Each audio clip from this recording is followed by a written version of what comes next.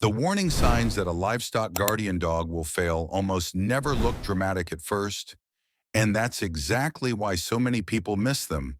Because when most owners think of failure, they imagine a sudden attack, obvious aggression, or a clear moment where something goes wrong.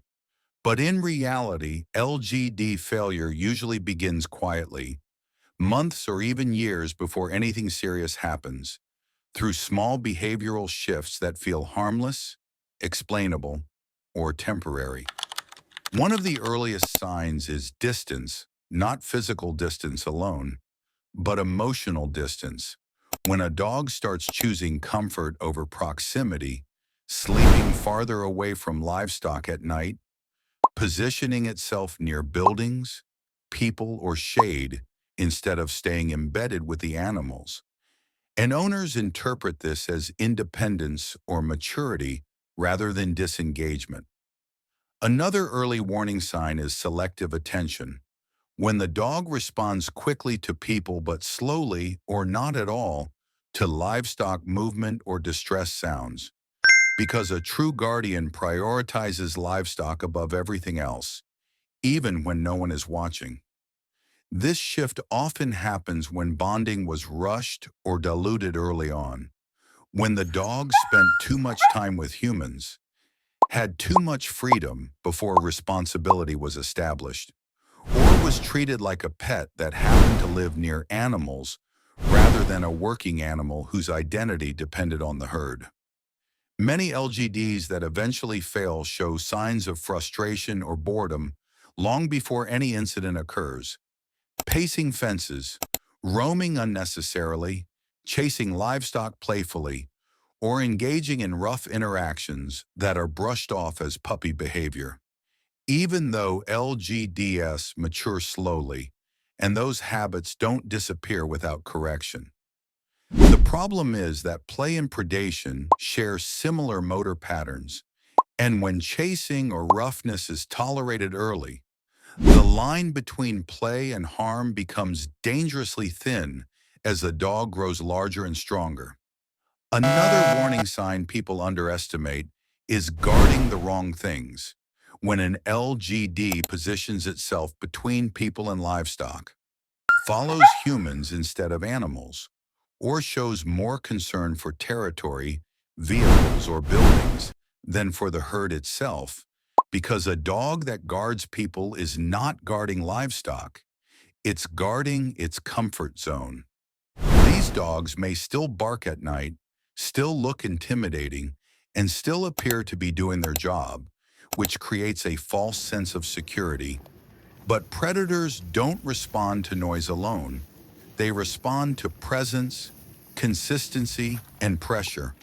And a disengaged dog creates gaps that predators learn to exploit.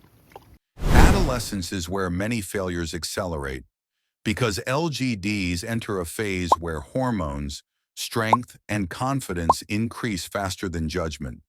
And if structure wasn't established early, the dog begins making its own decisions, decisions that may prioritize stimulation, dominance, or movement over protection.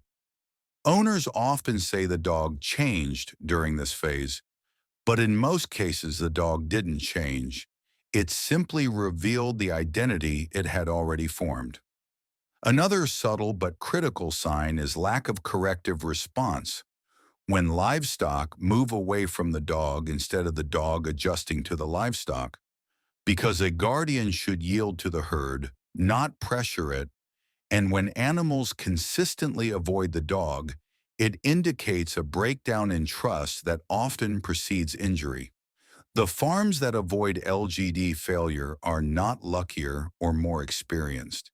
They are simply more observant and less forgiving of early warning signs, correcting chasing immediately, limiting freedom until bonding is solid, supervising interactions during adolescence, and understanding that structure is not cruelty, it is clarity. They recognize that LGDs don't protect livestock because they are nice, calm, or gentle. They protect livestock because they believe those animals are theirs to be responsible for. And that belief must be built deliberately through proximity, repetition, and accountability. One of the hardest truths for owners to accept is that time alone does not fix bonding problems, and waiting for a dog to grow out of it often allows bad habits to harden into identity.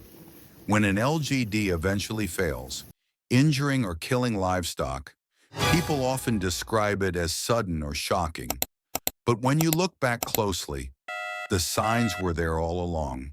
Sleeping patterns changed, attention shifted, boundaries blurred, and responsibility was never fully claimed.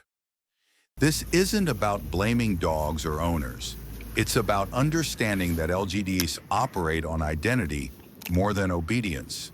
And when that identity forms incorrectly, the outcome is predictable even if it feels unexpected. Recognizing these warning signs early doesn't just save livestock, it saves dogs. Because once serious harm occurs, the consequences for an LGD are often permanent, and prevention is far easier than correction. LGDs are one of the most effective tools a farm can have when raised correctly, but ignoring the early signs of disengagement, confusion, or misplaced bonding turns that tool into a liability. And understanding these warning signs is the difference between a guardian that works quietly for years and one that fails when it matters most.